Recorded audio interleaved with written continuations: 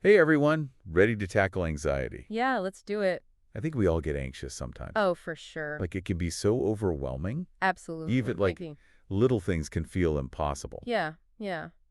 Well, good news. Today we're going to really dive deep into some ways to handle that anxiety. Nice. I'm excited. So we found this awesome article from BBC Science Focus magazine. Okay. It's called How to Beat Anxiety: 8 Simple, Concrete Strategies to Take Control of Your Mind. I like it. 8 strategies. That's manageable. Right, like concrete steps. Yeah. So we'll look at what to do right when you feel that anxiety hitting. Okay. But also those long-term things you can do to build up your resilience to anxiety. Right. So you're not constantly on edge. Exactly. I hate that feeling. Totally. Okay, so what I thought was really interesting about this article is that it's all about taking control of your anxiety. Oh, that's huge. Right? Like a lot of people, I think, feel like anxiety controls them.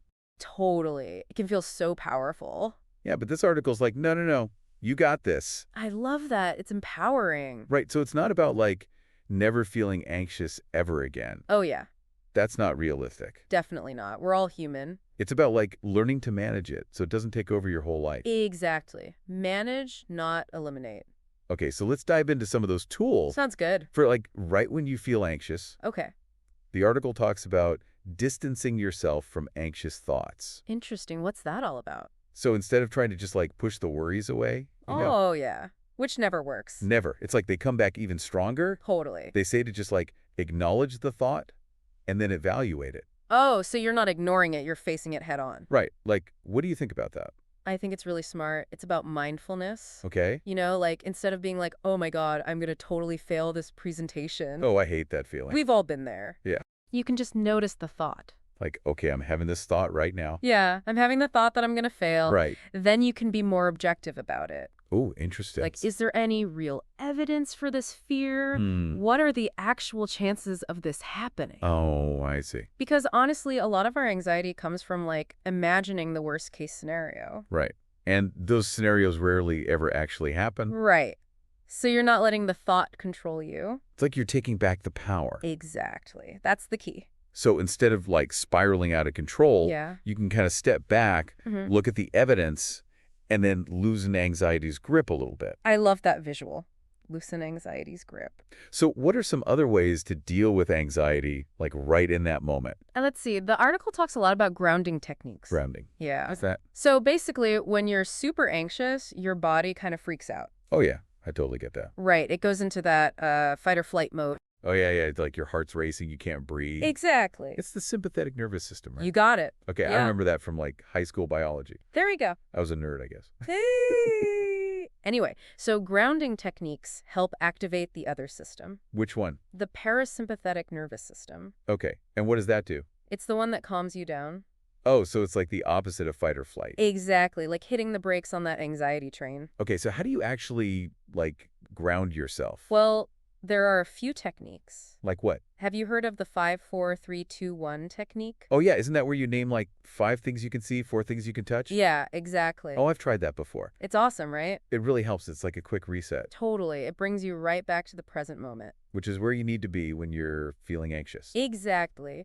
And there's another cool technique mentioned in the article. Oh, what is it? It's called leaning forward. Leaning forward? Yeah, I know it sounds weird. Like just bending over? Kind of, but more like shifting your posture. Okay. So apparently, leaning forward signals safety to your body. Interesting. So you're moving from a defensive position to a more open one. So it's like tricking your body into feeling safer. Exactly. And that can help ease the anxiety. Wow. I'm definitely going to try that next time I feel anxious. Let me know how it works. Will do. It's amazing how much our bodies and minds are connected. It really is. And speaking of physical sensations, the article also talks about controlled breathing. Breathing. Yeah, consciously controlling your breath. Oh, I've heard of that. Have you ever tried box breathing? I think so. Remind me how it works. You inhale for 4 seconds. Okay. Hold for 4. Uh-huh. Exhale for 4. Oh, yeah, I have done that. It's great for when I'm feeling stressed. Right. It's instantly calming. Totally. Your heart rate slows down. You feel more in control. It's like you're breaking the cycle of anxiety. Exactly. And it's super easy to do. Anywhere, anytime. Love that. Accessible anxiety relief. Okay, so the next technique might sound a little counterintuitive. Okay, I'm intrigued. It's called the worry window. The worry window. What's that? So basically, you set aside a specific time each day to just worry. Wait, you're telling me to schedule time to worry? I know it sounds weird, right? Yeah, it seems like the opposite of what you should do. But there's actually a really smart strategy behind it. Okay, I'm listening. So instead of letting those worries just pop up randomly all day long. Oh, which can be so distracting. And stressful, yeah. You're containing them to a specific time. So it's like you're giving your worries an appointment. Exactly. Interesting. So you can't bother you outside of that time. It's like training your mind to worry more productively. Okay, I'm starting to see the logic here. You know? Instead of those thoughts just derailing your whole day. Yeah, because worrying constantly doesn't actually solve anything. It just makes you feel worse. Exactly. It's like spinning your wheels in the mud. Ooh, I like that analogy. The article uses it, and it's so true. You're not getting anywhere. You're just stuck. But with the worry window, you're taking back control. So it's like, okay, worries, you have your time, but the rest of the day is for me. I love that. It's like setting boundaries with your anxiety. Yes. And then you can focus on all the good stuff. The stuff that actually matters. Exactly. And then you can actually address those worries during that time. Yeah, so it's not like you're ignoring them completely. Right. You're just like, okay, we'll deal with you later. I got you. You have your space. Okay, so now let's talk about some of those longer-term strategies for building up your resilience. That's important. The article talks about facing your fears. Oh, I knew that was coming. Right.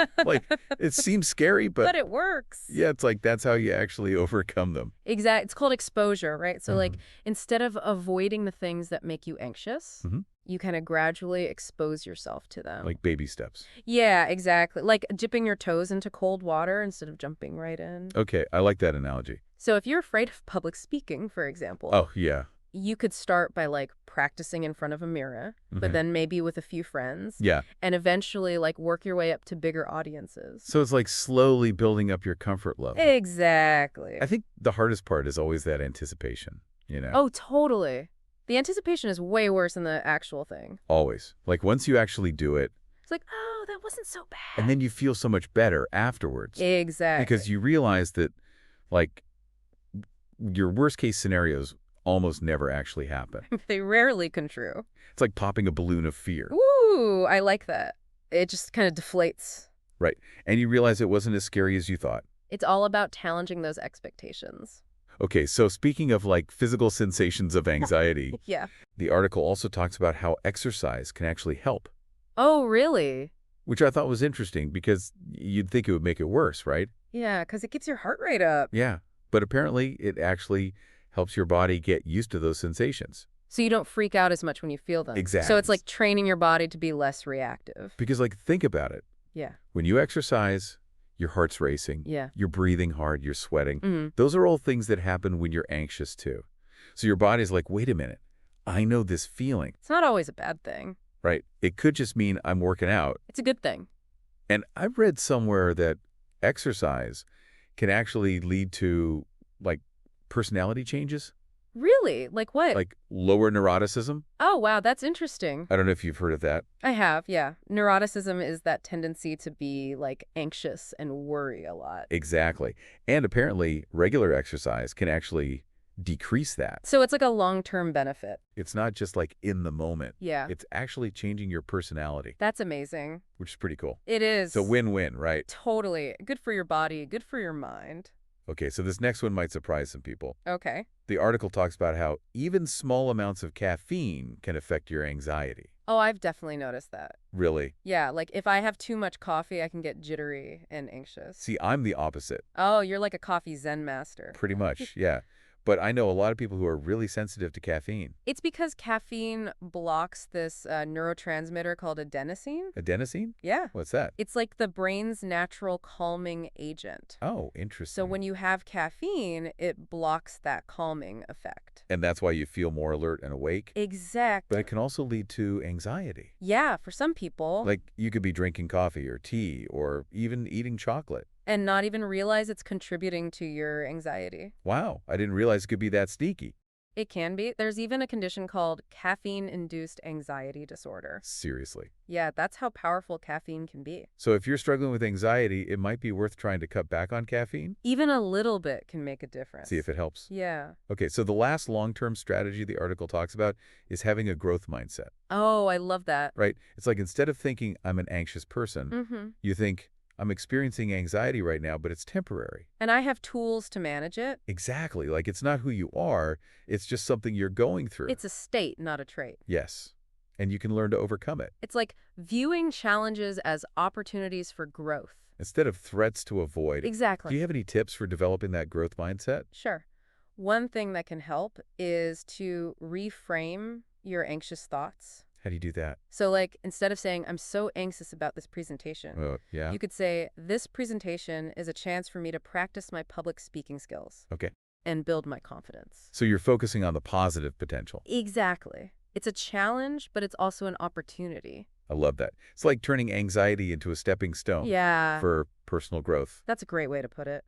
And another tip is to celebrate those small victories. Oh, yeah, those are important. Like even if you just successfully used a grounding technique. Or acknowledged an anxious thought without freaking out. Yeah, those are all wins. They build up your confidence. And show you that you're making progress. Exactly. It's a journey, not a destination. There will be ups and downs. But you can do it. With the right tools and the right mindset. You can tame that anxiety beast. And live a more fulfilling life. It's like you're building your anxiety toolkit. Right. With all these techniques. You got your grounding techniques, your breathing exercise. That worry window. Oh, yeah, that's a good one. And that growth mindset. So important. It's like you're ready for anything. You're prepared. So as we wrap up this deep dive, we've covered so much. Through the article. I mean, like distancing from anxious thoughts, grounding techniques, breathing exercise. All those in-the-moment tools. Right. And then for the long term, yeah, facing your fears, getting active. Right, forget about that. Watching the caffeine. Yeah, sneaky caffeine. And that growth mindset. It all comes back to that. It really does. Like changing your perspective on anxiety. Exactly. And remember, this article is just like a starting point. Yeah, there's so much more out there. Books, podcasts, therapists. You want to learn more. Really dive deep. But before we go, yeah, I want to leave you with something to think about. Okay. If you had to describe your anxiety as a color. A color. What would it be? That's interesting. And why? Like what sensations come to mind? Yeah, or thoughts? Maybe even images. I think it's a cool way to like connect with your anxiety. In a different way? Yeah, and maybe even get some ideas for how to manage it. Right, like if it's a sharp, jagged color. Maybe you need something calming. Exactly. Remember, what's that? You're not alone in this. We all experience anxiety. There's no shame in it. And there's help available. Don't be afraid to reach out. Keep exploring. Keep Keep diving into that fascinating world. Your own mind. Got this.